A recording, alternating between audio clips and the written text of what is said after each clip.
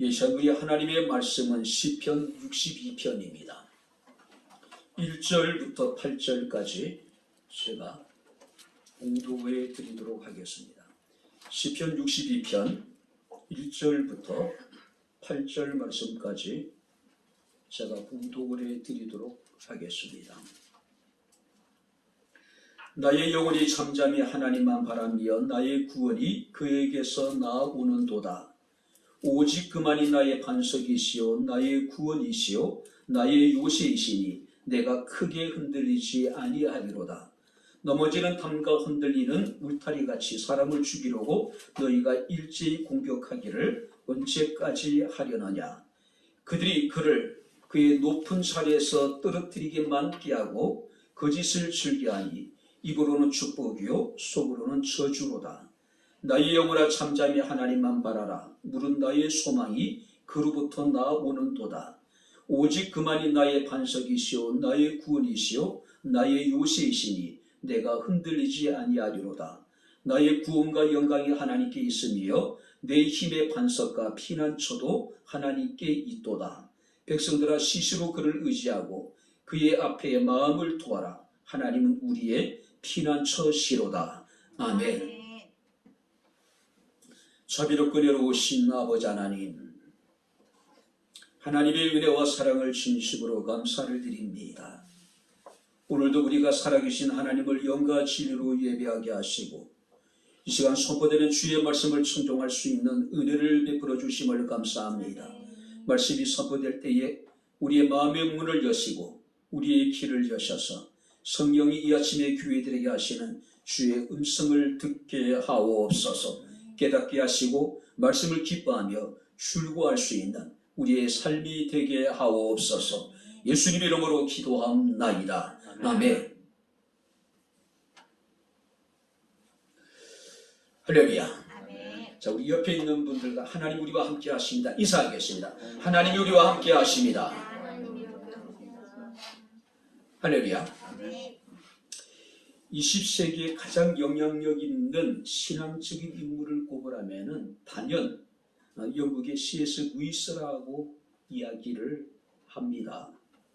그리고 영국의 최고의 명문이었던 옥스퍼드 대학의 교수였지만은 이성으로 이해되지 않는 모든 것을 거부했던 철저한 무신론주의자였습니다. 자, 그런데 이 C.S. 루이스는 문학에 대해서 특별한 관심을 가지고 있었어요. 그런데 우리가 서양의 문학이라고 하는 것은 기독교를 떠나서는 이야기할 수가 없잖아요. 그래서 그는 자신의 어떤 문학적인 관심 때문에 그는 성경을 읽기 시작을 합니다. 창세기부터 처음부터 끝까지 읽는다는 그런 생각이 아니라 눈을 감고 성경을 탁 접었다가 탁 펴는 겁니다. 딱 중간에 펴진 거예요. 시편입니다. 자, 그는 이제 시편 1편서부터 이제 시편을 차근차근 읽어 내려갑니다. 그런데 시편을 읽을 때마다 그의 고개가 좌우로 흔들리기 시작하는 거예요. 이건 아닌 것 같은데. 이건 아닐 것 같은데. 자, 시라고 하는 것은 일단은 아름다워야 되잖아요.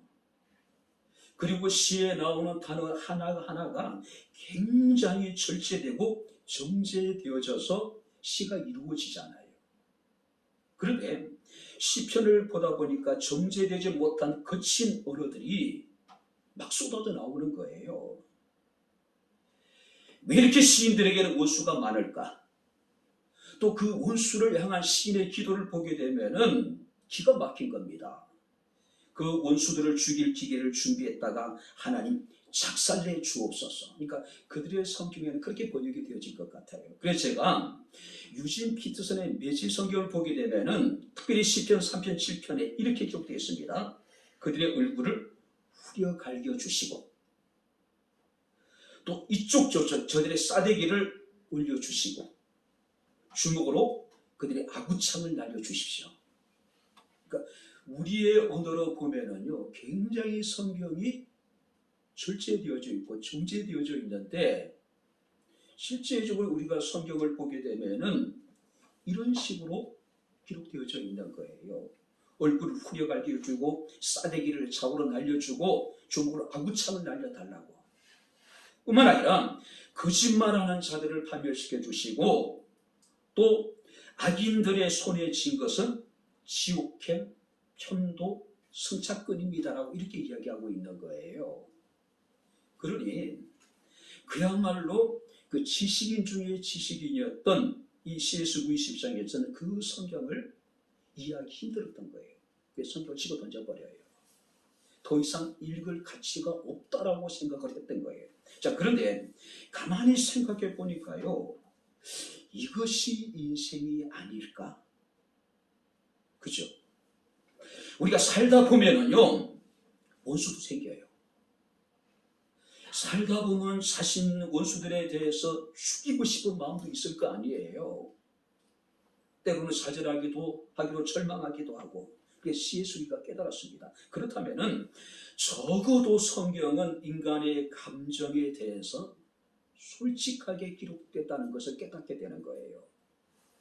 있는 그대로 솔직하게, 투명하게 내어놓을 수 있는 것이 성경이라고 그는 생각을 한 거예요. 그리고 그는 이제 완전한 그리스도인으로 개종을 하게 됩니다. 자, 그리고 쓴 책이 뭐냐면은 시편에 대한 묵상이라고 하는 책을 쓰게 됩니다. 자, 그는 이제 그 책에서 시편의 하나님에 대해서 이렇게 그는 정의를 합니다. 우리가 어떤 절망과 불평과 좌절을 말하든지 심지어 우리가 하나님을 믿을 수 없어요 소리쳐도 받을 수 있는 가슴을 지닌 하나님, 그가 바로 시편의 하나님이시라. 할렐루야. 아멘.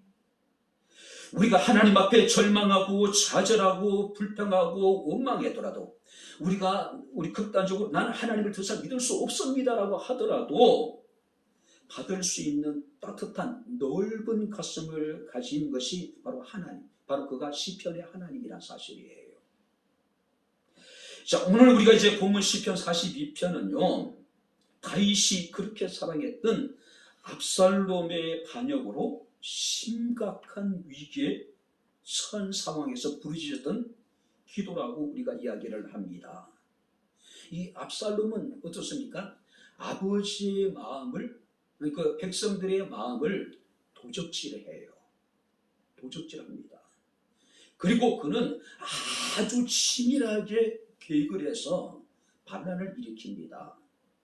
그 반란이 얼마나 치밀했던지 다윗의 친구들조차도 다윗에게서 마음이 떠나서 압살롬의 편에 서야 될 정도로, 이제 백성들 입장에서는 다윗의 시대가 종말을 거하고 이제는 새로운 압살롬의 시대가 도래했다 여겨질 정도로 이 다윗은 굉장히 심각한 위기에 빠지게 되는 모습을 우리가 보게 됩니다. 성경을 보게 되면은 이 압살롬이 그 기세가 얼마나 대단했던지 다윗이 왕궁을 10명의 후궁들에게 맡기고 감람산을 넘어서 도망을 가요. 근데 상황이 얼마나 급박했던지 이 다윗이 신발을 신지 못하고 울면서 감람산을 건넜다라고 기록하고 있습니다. 뿐만 아니라 바로 이제 이 다윗이 압살롬을 피해서 도망을 갈 때에 망한 사울 왕가의 시므이라고 하는 사람이 등장을 해서 다윗의 일행들에게 돌을 던지고 먼지를 날리면서 온갖 말로 저주하고 조롱하는 모습도 우리가 보게 됩니다. 특히 오늘 이제 본 말씀을 보게 되면은 3절, 4절 보시기 바랍니다. 그래서 그 당시 상황이 얼마나 심각했는가를 보여주고 있습니다. 자, 3절, 4절 우리 같이 읽겠습니다. 넘어지는 담과 흔들리는 울타리 같이 사람을 죽이려고 너희가 일제히 공격하기를 언제까지 하려느냐. 4절입니다. 그들이 그를 노예 높은 자리에서 떨어뜨리기만 깨하고 거짓을 즐겨하니 입으로는 축복이요 속으로는 저주로다.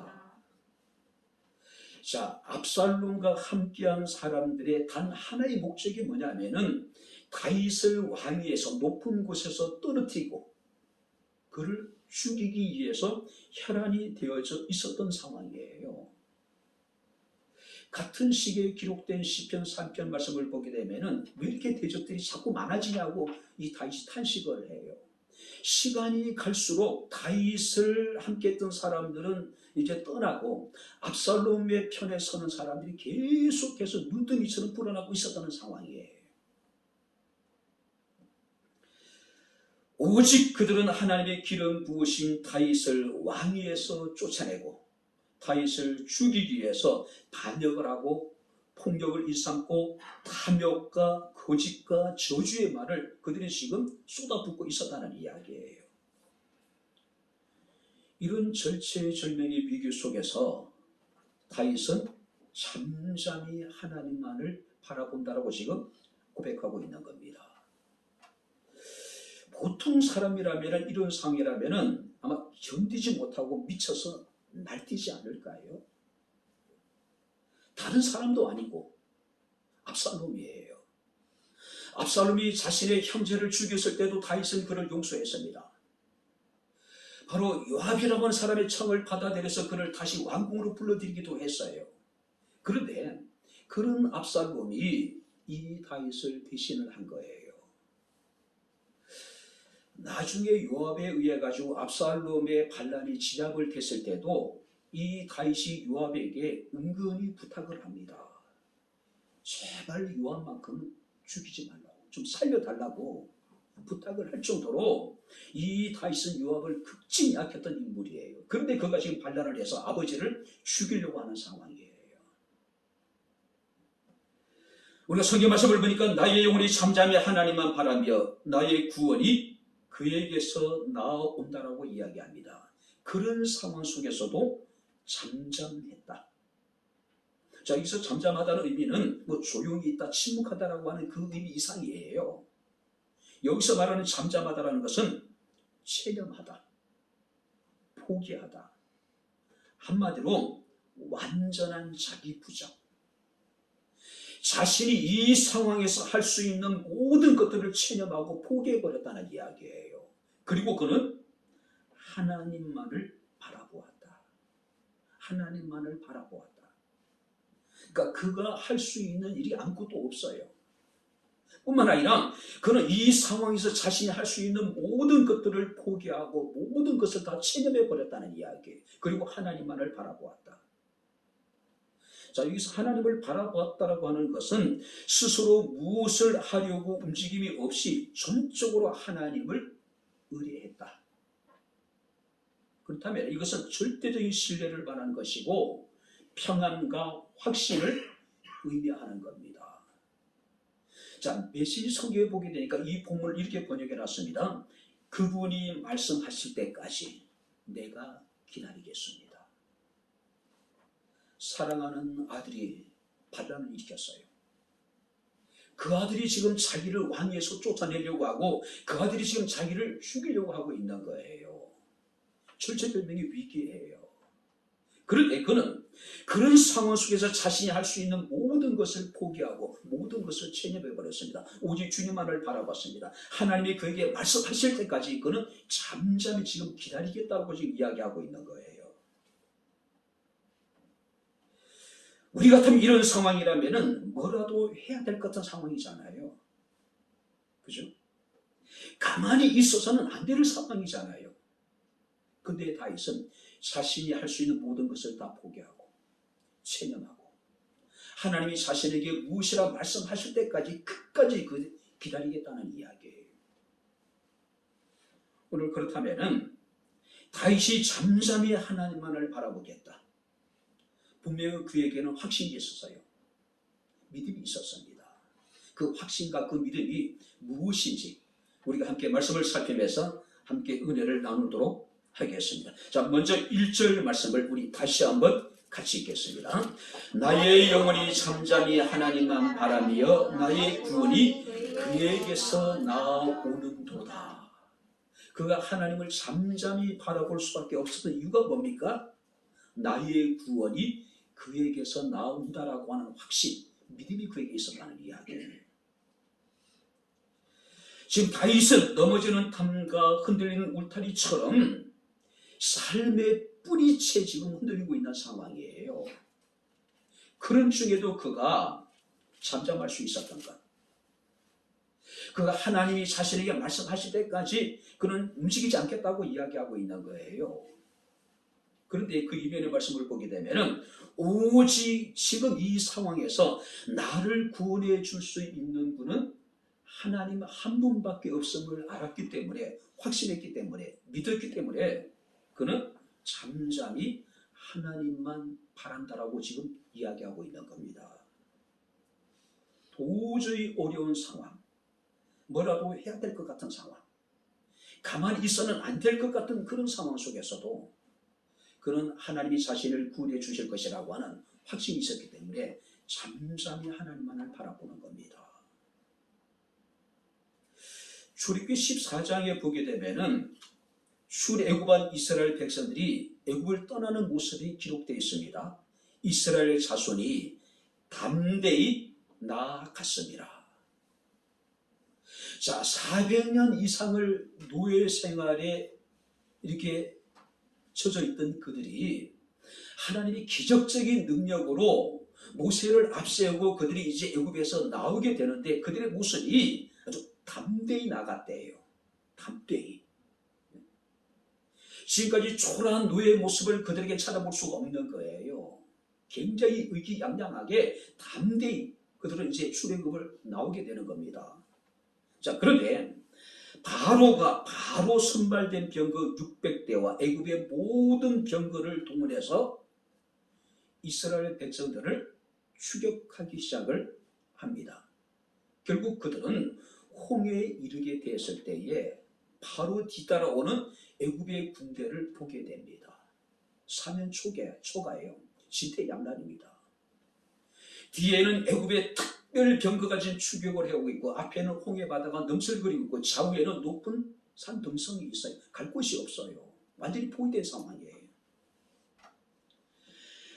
그렇게 담대하게 애굽에서 나왔던 그들이 이제는 극심한 두려움에 사로잡히게 됩니다.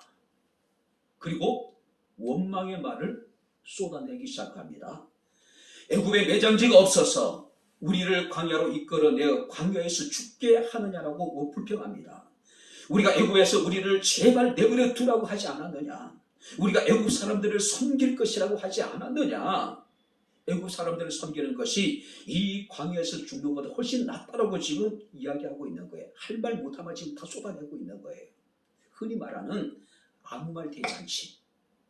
아무 말 대잔치. 그때 모세가 자기 백성들에게 이릅니다. 한마디로 가만히 있어라. 자, 출애굽기 14장 13절 14절 말씀을 보게 되면은 너희는 두려워하지 말고 가만히 서서 여호와께서 오늘 너희를 위하여 행하시는 구원을 보라. 여호와께서 너희를 위하여 싸우시리니 너희는 가만히 있을지니라. 따라해보시기 바랍니다. 가만히 있어라. 앞에는 홍해바다예요. 뒤에는 애굽의 특별 병거가 지금 맹렬한 기세로 추격을 하고 있어요. 도망갈 곳이 없어요. 극한 두려움과 공포에 사로잡힌 그들을 향해서 모세가 이르기를 가만히 있어라. 오늘 너희를 위하여 행하시는 여호와의 구원을 보라고 이야기하고 있습니다. 여호와께서 너희를 위해서 싸우실 것이라고 이야기하고 있는 모습을 우리가 보게 됩니다. 오늘 여러분들이 무엇 때문에 힘들어하고 무엇 때문에 우리가 마음의 평정심을 잃고 불안해하고 원망하고 불평하고 있습니까? 하나님께서는 모세를 통해서 말씀하십니다. 가만히 있어라. 언제까지요? 하나님이 내게 무엇이라 말씀하실 때까지 기다리란 이야기예요. 가만히 있어서 여호와께서 오늘 너희를 위하여 행하시는 구원을 보라. 모세에게 있어서 하나님은 어떤 하나님이에요? 구원의 하나님이에요. 그러니 극한 상황 속에서도 가만히 있으라고 지금 이야기하고 있는 거예요. 우리가 시편 18편 말씀을 보니까 다윗은 노래하기를 나의 힘이 되신 여호와여 내가 주를 사랑하나이다. 여호와는 나의 반석 나의 요새 나를 건지시느니 나의 하나님 나의 피할 바위 나의 방패 나의 구원의 뿔 나의 산성이시리로다.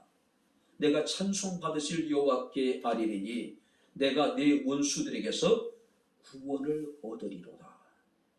내가 내 원수들에게서 구원을 얻게 될 것이라고 이야기합니다. 그래서 그는 나의 힘이 되신 여호와여 내가 주님을 사랑한다라고 이야기하고 있는 거예요. 우리가 하박국 3장 말씀을 보게 되면은 시시각각으로 들려오는 전쟁의 나팔 소리를 듣게 됩니다. 환난날로 인하여서 창자가 흔들리고 입술이 떨리고 뼈가 썩는 것 같고 온 몸이 두려움에 몸서리치고 있습니다. 전쟁으로 인한 참상에 대해서는 무화과나무가 무성하지 못하고 포도나무에 열매가 없고 감람나무에 수출이 없고 밭에 먹을 것이 없고 우리의 양이 없고 외양간에 소가 없다. 다 약탈되어 버린 거예요. 그러니까 전무한 상황이에요. 자, 그래도 불구하고 나는 여호와로 말미암아 즐거워하며 나의 구원의 하나님으로 말미암아 기뻐하리로다. 전쟁의 나팔소리, 전쟁의 참상이 정말 비참했음에도 불구하고 여호와로 인하여 즐거워합니다. 기뻐합니다. 왜? 그분은 나의 구원의 하나님이 되실 것이기 때문에 그래요. 오늘 사랑하는 성도 여러분들, 하나님은 능히 우리를 구원하실 수 있는 능력이 있으십니다. 할렐루야. 어떤 상황 속에서도 잠잠히 하나님만을 바라보란 이야기예요. 하나님이 내게 말씀하실 때까지 우리가 하고 싶은 일을 해야 될 일을 좀 기다리라는 이야기예요. 하나님이 우리를 위해서 일을 행하실 것이라는 거예요. 우리를 위해서 싸워주실 것이라는 이야기예요. 두 번째 말씀을 보시기 바랍니다. 5절을 우리 같이 읽겠습니다. 나의 영혼아 잠잠히 하나님만 바라라. 물은 나의 소망이 그로부터 나오는도다. 나의 소망이 어디서 온답니까? 그로부터 나온다. 자, 여기서 소망이라는 것은 무엇에 대한 기대, 그리고 그것을 쳐다보고 그것을 기다리는 것. 자, 희망과 소망에 대해서 혹장 이렇게 구분을 했더라고요. 희망이라고 하는 것은 인간의 필요에서 시작된 것이라면은 소망은 하나님을 향한 갈망에서부터 시작이 되어진다. 소망은 인간의 세상적인 희망이 끊어진 곳에서 시작되며 하나님을 의지하는 한 더욱더 분명해지고 확실해진다. 자, 소망은 세상의 모든 희망이 끊어지는 곳에서부터 시작되고 우리가 하나님을 의지하는 한 그 소망은 분명해지고 확실해진다. 그러니까 세상에 더 이상 내가 의지할 곳이 없고 세상의 모든 희망이 다 끊어진 거기서부터 우리의 소망은 시작이 되어진다는 이야기예요. 오늘 다윗의 아들이었던 압살롬의 반역, 사랑하는 자식의 배반이에요. 그죠? 다윗의 입장에서는요, 어디 하소연할 데도 없어요. 아들이 배신을 했기 때문에 더 이상 이 다윗에게는 어떤 세상적인 희망도 끊어져 버린 상황이에요. 그런데 세상의 희망이 끊어진 그곳에서 다윗은 하나님에 대한 소망을 갖기 시작합니다. 내가 잠잠히 하나님만을 바란다. 왜냐하면 나의 소망이 그로부터 나오기 때문이라고 이야기를 하고 있는 거예요. 자, 8절을 보시기 바랍니다. 희망은 나에게서부터 시작이 된다면 소망은 하나님으로부터 우리에게 주어지는 것이라는 거예요. 그죠? 우리가 소망이라고 하는 것은 하나님의 말씀, 하나님의 약속에 대한 진실한 사실을 갖고 미래에 되어질 자신을 기대하는 것, 그리고 현재를 우리가 열심히 살아가는 것. 미래에 대한 우리가 기대가 없다면 우리는 현실에 충실할 수가 없죠. 그죠? 포기해버리겠죠. 좌절하고 절망해버릴 거예요. 자, 소망이 없는 현실은 파멸입니다. 그리고 진정될 수 없는 불안만이 계속될 수밖에 없겠죠. 현재 우리가 잘 살고 못 살고 하는 것이 문제가 아닙니다. 우리가 많이 가졌느냐 적게 가느냐 문제가 아닙니다. 문제는 소망이 있느냐 없느냐예요. 그럼 미래가 우리에게 있느냐 없느냐예요. 그런데 우리가 예레미야 말씀을 보게 되면 29장 11절에 너희를 향한 내 생각을 내가 아나니 평안이요 재앙이 아니다. 한번 따라해 보시기 바랍니다. 미래와 희망을 주는 것이다. 우리랑한 하나님의 뜻이 뭐냐면은 우리에게 미래를 주는 것이랍니다. 우리에게 희망을 주는 것이래. 그것이 하나님의 뜻이에요. 만약에 우리에게 미래가 있고 소망이 있다면은 현재 어떤 고통이라도 우리가 견뎌낼 수 있겠죠. 우리에게 미래가 약속된 현실이라면은 그 어떤 것도 우리가 세상을 살아가면서 문제가 되지 않아요. 문제는 뭘까요? 아무리 넉넉하고 부족함이 없고 우리의 삶이 편안하고 안락한다 하더라도 미래가 보장되지 않는다면, 우리에게 소망이 없다면 그것은 살았다 하나 산목순이 아니죠. 죽은 것이에요. 근데 많은 사람들은 미래의 어떤 희망이나 미래의 어떤 우리가 소망을 바라보는 것이 아니라 현실에만 우리가 급급한 거예요. 하나님께서 우리에게 말씀하고 있습니다. 내 생각은 너희에게 미래를 주는 것이고 너희가 희망을 얻게 되는 것이라고 말씀하고 있음을 우리가 보게 됩니다. 현실은 우리가 살아감에 있어서 녹록하지 않더라도, 우리의 현실은 많이 힘들고 어려울지라도 우리에게 약속된 미래가 있다면, 하나님 우리에게 주신 소망이 있다면 우리는 어떤 현재의 어려움도 견뎌낼 수 있는 거죠. 어떤 극한 우리가 고난도 우리가 헤쳐나갈 수 있는 힘이 있는 거예요. 문제는 뭐냐면은 미래가 담보되지 않고 소망이 없기 때문에 좌절하고 절망하는 거예요. 어렸을 때 북가자동에서 오랫동안 살았습니다. 그 달동네 사람들의 삶이라고 하는 건 참 고달프잖아요. 그야말로 하루하루 치열하게 살아갈 수밖에 없는 그런 날들이잖아요. 대부분 어둑어둑할 때 되면은 적지 않은 이제 우리 아버지들이 약주를 드시고 비틀비틀 가로도 없는 어두운 길거리를 이렇게 통해서 집으로 돌아가는 수겁게 처져진 모습을 많이 봅니다. 그거 불구하고 그들에게는 희망이 있었어요. 미래에 대한 기대 같은 건 있습니다. 열심히 살아가는 거예요. 아무리 많은 것을 가졌다 하더라도 희망이 없다면, 우리가 미래를 담보할 수 없다면 그의 삶은 지옥과 갈 수밖에 없겠죠. 파우스트라고 하는 책에 보게 되면 파우스트가 악마에게 자신의 영혼을 팔아요. 그 대가로 그는 현실의 쾌락을 그는 얻게 됩니다. 약속한 시간이 다가왔을 때 그 전날 어떤 일이 벌어지겠냐면 밤새 울부짖는 파우스트의 어떤 절규가 들려요. 왜냐하면 현재 그는 자신의 영혼을 팔아서 세상의 모든 낙을 다 누립니다. 그래 그 영혼을 악마에게 팔은 거예요. 그날 밤에 그는 좌절하고 절망하고 울부짖어요.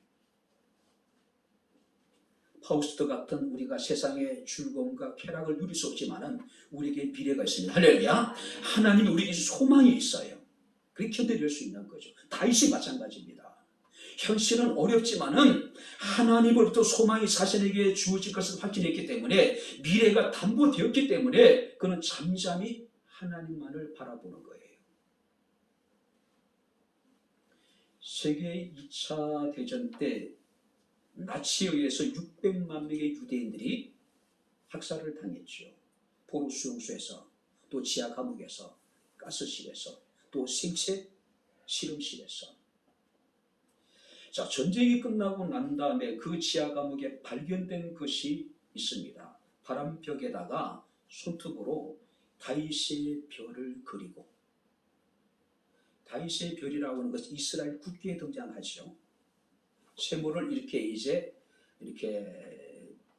뉘어가지고 이제 별을 만든 그게 다윗의 별이고, 그것이 이스라엘의 국기에 이렇게 이제 그려져 있죠. 자, 그 벽의 글귀 속에 이런 것입니다. 비록 태양의 빛이 비춰오지는 않지만 나는 저기에 태양이 있음을 믿는다. 지하 감옥에 신랄 같은 햇빛조차도 들지 않는 캄캄한 곳이에요. 비록 태양의 빛이 비추오지 않지만 나는 저기에 태양이 있음을 믿는다. 비록 지금 사랑이 느껴지지는 않지만 나는 저기에 여전히 사랑이 존재함을 믿는다.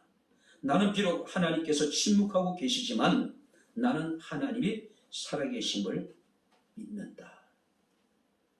그들이 시야 감옥에서 견딜 수 있던 힘이 뭡니까? 미래에 대한 희망이에요. 소망이에요. 욥기 14장 7절 말씀을 보게 되면은 나무는 희망이 있나니 찍힐지라도 다시 움이 나서 연한 가지가 끊이지 아니하며 물기운에 움이 돋고 가시가 뻗어서 새로 심은 것 같이 될 것이다. 무슨 얘기냐면은 그 메시지 성경 보니까 이렇게 번역해 놨습니다. 한 그루 나무에도 희망은 있습니다. 그것을 베어내도 여전히 기회가 있으니 뿌리에서 다시 싹이 돋아납니다. 그 뿌리가 오래되어 뒤틀려도 그루트기가 죽은 듯 그대로 있어도 물기를 조금만 받으면 소생하여 묘목처럼 움을 틔우고 자라납니다. 나무가 잘려서 버려진 것처럼 오래 뒤틀려 있어도 그루트기가 죽은 것처럼 그대로 있어도 물기가 조금만 닿으면은 그 나무는 소생하게 될 것이고 새로운 묘목처럼 움을 틔우고 자라나게 될 것이라는 이야기예요. 무슨 뜻입니까? 아무리 우리의 현실이 어렵고 우리가 죽은 것 같다 하더라도 우리가 하나님께 소망을 두고 하나님을 바라보기만 하면은 우리에게는 새로운 소망이, 새로운 희망이 싹 떠오를 것이라는 이야기예요. 새로운 생명이 우리에게 솟아나게 될 것이라는 이야기예요. 여러분들 무엇을 바라고 있습니까? 2022년 여러분들은 무엇에 소망을 두고 있습니까? 어떤 소망을 여러분들은 가지고 있습니까? 욥기 20장 5절부터 10절 말씀을 보게 되면은 악인이 이긴다는 자랑도 잠시요 경건하지 못한 자의 즐거움도 잠깐이니라. 그 존귀함이 하늘에 닿고 그 머리가 구름에 미칠지라도 자기 똥처럼 영원히 망할 것이다. 그를 본 자가 이르기를 그가 어디 있느냐 하리라. 무슨 얘기일까요? 우리가 이긴다는 것도 그 자랑도 잠깐이고 경건하지 못한 사람들의 즐거움도 잠깐이다. 그 존귀함이 하늘에 닿고 그 머리가 구름에 미친다 할지라도 그가 존귀해지고 그가 얼마나 교만했든지 그가 하늘에 닿는 것처럼 높아진다 하더라도 자기 똥처럼 영원히 망해버릴 것이다. 어떻게? 흔적도 없이요. 흔적도 없이요. 이것은 세상에 소망을 둔 악한 사람들의 모습을 그대로 그리고 있는 거예요. 어떤 상황 속에서도 2022년 잠잠히 하나님만을 바라볼 수 있기를 주 이름으로 축원합니다. 왜냐하면 물은 나의 소망이 그로부터 나오기 때문에 내가 가진 것은 내 마음의 소원이고 내가 가진 것은 희망입니다. 그러나 우리의 소원, 우리의 희망은 우리가 어그러질 수가 있어요. 그러나 하나님이 우리에게 주신 소망은 변하지 않아요. 썩지 않습니다. 새하지 않는 거예요. 영원한 거예요. 산 소망이기 때문에 그래요. 마지막으로 세 번째 우리 말씀을 보시기 바랍니다. 자, 7절을 우리 다 같이 읽겠습니다. 나의 구원과 영광이 하나님께 있으며 내 입의 반석과 피난처도 하나님께 있도다. 나의 구원과 영광이 어디에 있다고요? 하나님께 있다. 식욕을 하면 이렇습니다. 하나님께 나의 구원과 영광이 있다. 나의 힘의 반석과 피난처도 하나님 안에 있다. 자, 여기 보시기 바랍니다. 영광이 하나님께 있다. 나의 영광이 하나님께 있다. 이 이야기는요, 다윗이 하나님께 영광을 돌린다는 의미가 아니라 다윗의 영광을 하나님이 다시 회복시켜 줄 것이다.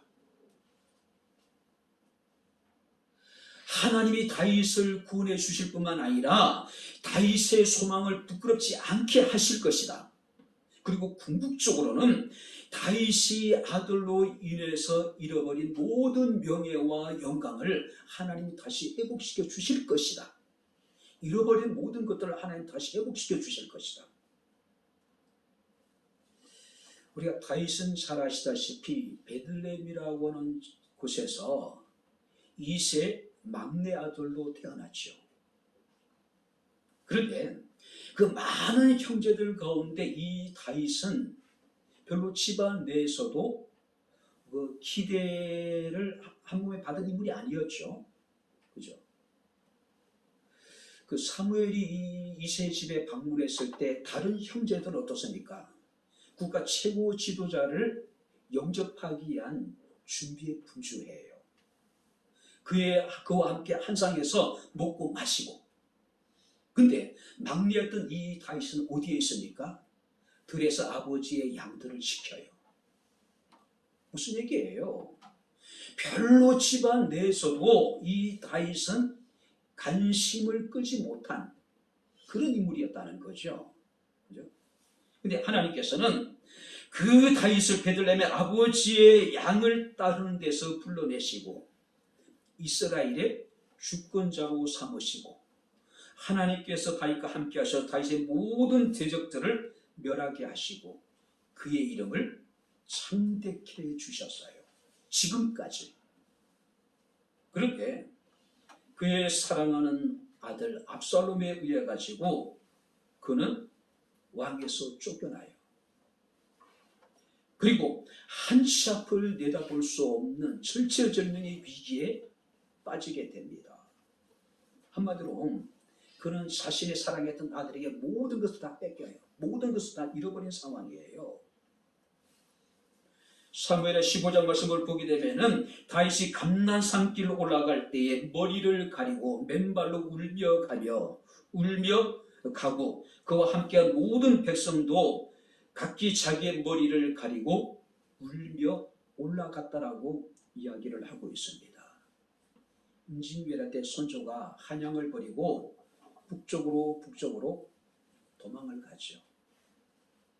압록강을 건널 계획까지도 가지고 있었다고 하죠. 그를 따르는 그 신하들의 모습, 그를 떠나보내는 백성들은 참담한 심정이었죠. 같이 울어요. 근데 울음은 달랐어요. 백성을 버리고 한양을 버리고 도망가 버리는 그 선조에 대해서 백성들이 불만을 가지죠. 그래서 그냥 궁을 다 불태워버리잖아요. 경복을 불태워버리잖아요. 그죠? 더 이상 우리의 왕이 아니란 이야기죠. 근데 지금 이 다윗을 따랐던 일부의 백성들은 마음은 그렇지 않았던 것 같아요. 사랑하는 아들이 배신을 했고 얼마나 상이 급박했던지 신발을 신지마도 도망하는 왕의 모습을 바라보면서 백성들은 참담한 심정으로 따르면서 함께 울었다는 이야기예요. 그때 등장한 인물이 시므이라고 하는 인물이죠. 다윗의 일행을 계속 따라다닙니다. 돌을 던지기도 하고 먼지를 날리기도 하고 입에 담기 힘든 온갖 저주와 조롱의 말을 내뱉습니다. 피를 흘린 자여 사악한 자여 가거라. 사울의 족속의 모든 피를 여호와께서 내게로 돌리셨도다. 내가 왕이 되었으나 여호와께서 내 나라를 압살롬의 손에 넘기셨도다. 보라, 너는 피 흘린 자이므로 화를 자초하였느니라. 잘 가란 이야기예요. 잘 가란 이야기. 시므이가 나타나게 된 이유가 뭘까요? 이제 그런 사울의 왕조를 다윗이 무너뜨렸다고 생각한 거예요. 근데 이제 그 다윗의 시대가 종말을 구했다고 생각하는 거예요.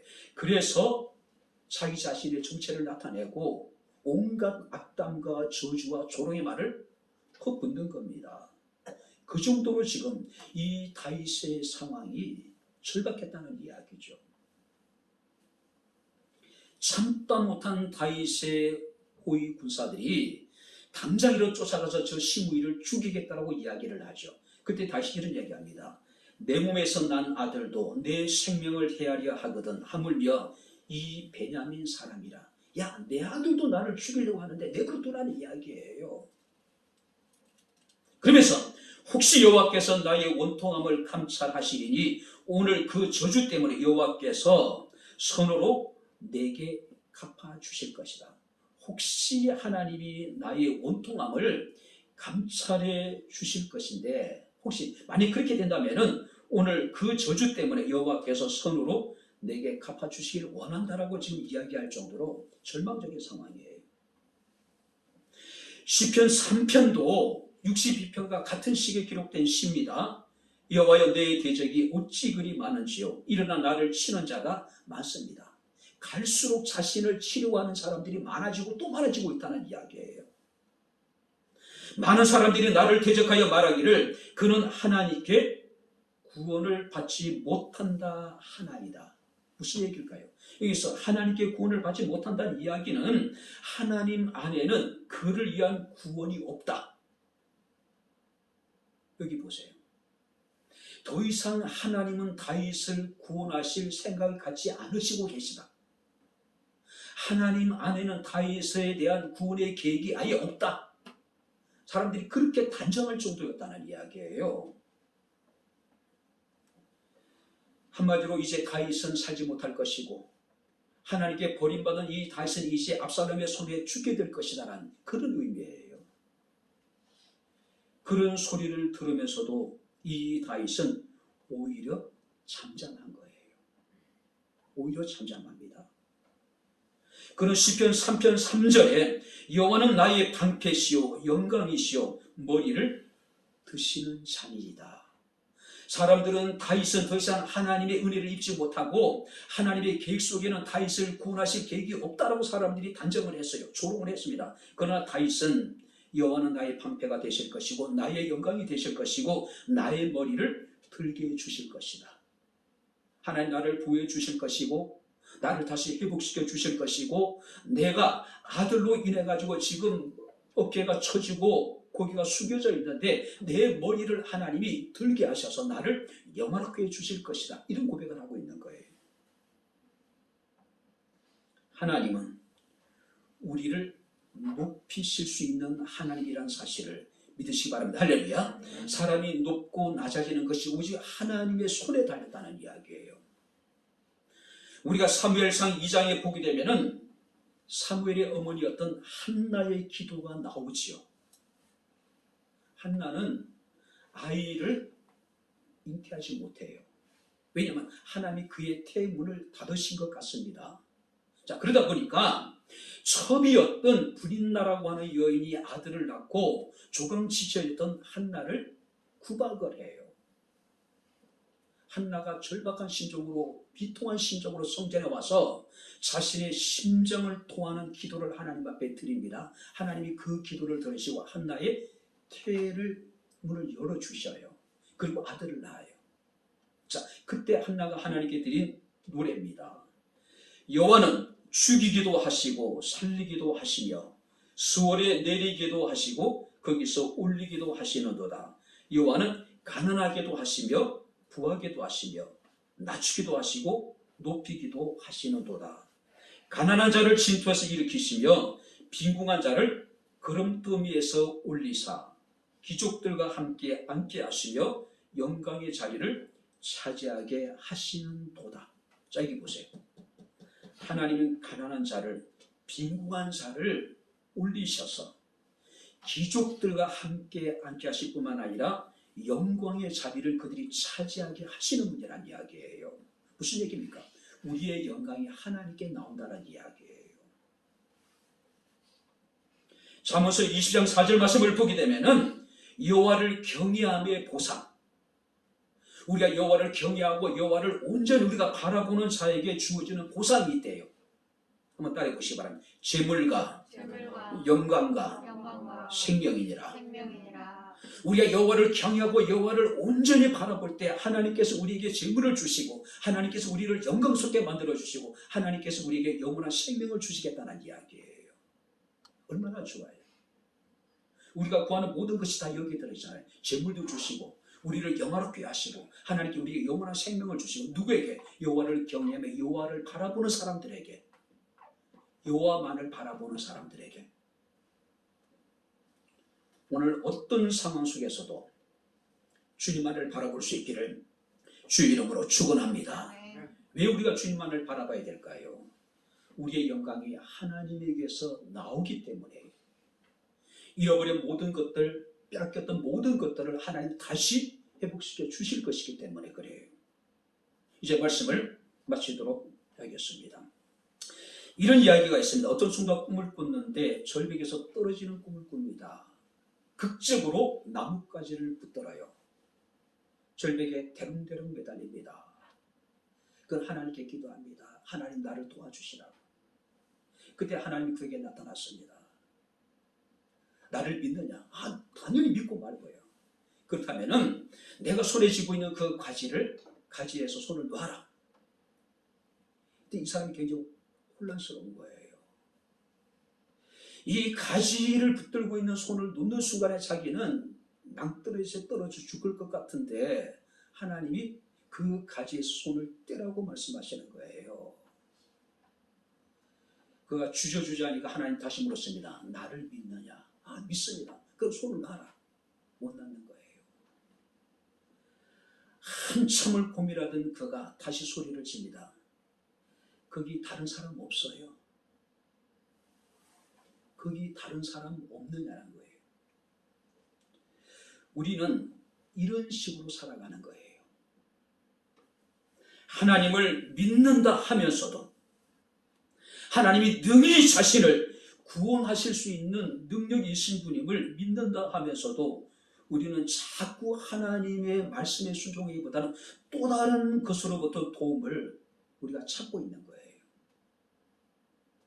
인생을 바라보고 사람들을 의지하고 있는 거예요. 독일의 철학자였던 임마누엘 칸트라는 사람은 이런 이야기를 합니다.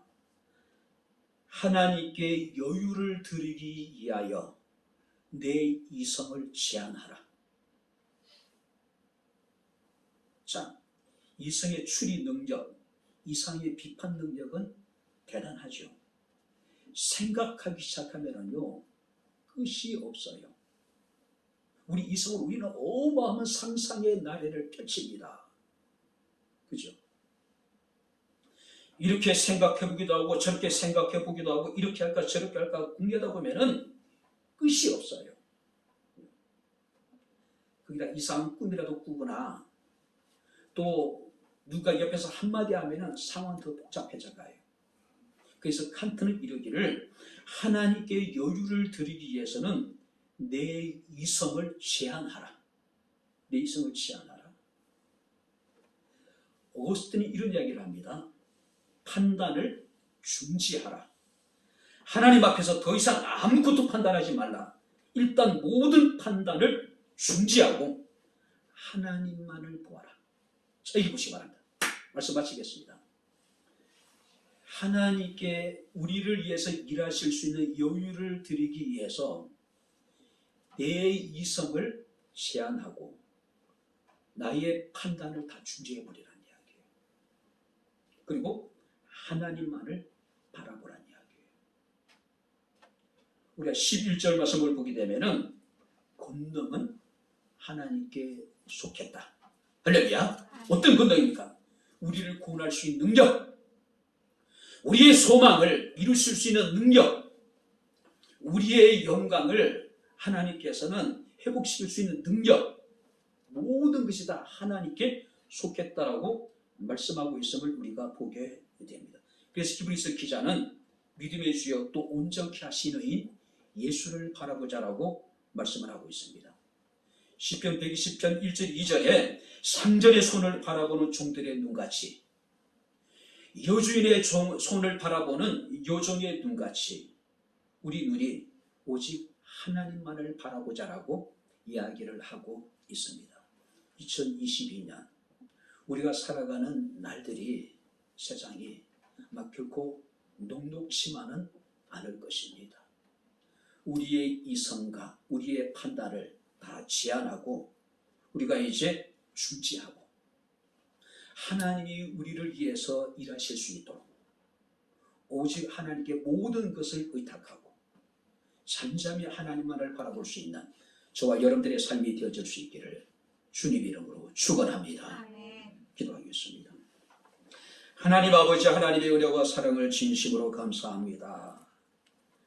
우리가 살아가야 될 날들이 결코 녹록지 아니하고 어렵고 힘든 일이 있을지라도 우리가 잠잠히 하나님만을 바라보며 하나님만을 신뢰할 수 있는 저희들의 삶이 되게 하옵소서.